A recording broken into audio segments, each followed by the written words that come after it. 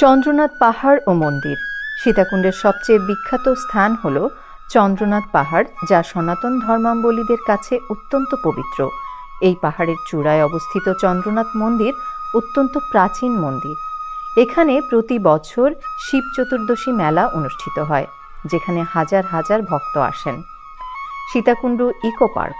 Sitakunda eco park বাংলাদেশের প্রথম eco park, যা চন্দ্রনাথ পাহাড়ের পাদদেশে অবস্থিত।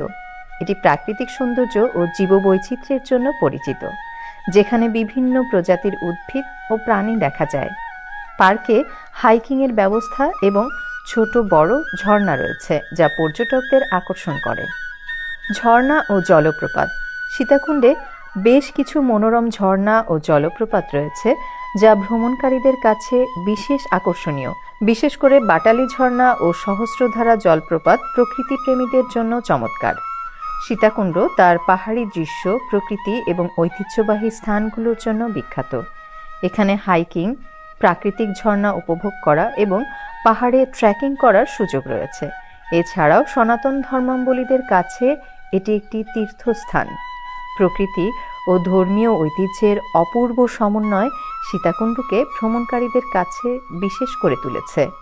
সুতরাং সীতাকুণ্ড বাংলাদেশের ঐতিহ্যবাহী ও দর্শনীয় স্থানগুলোর মধ্যে অন্যতম, যেখানে প্রকৃতি এবং ঐতিহ্যের অপূর্ব মেলবন্ধন রয়েছে।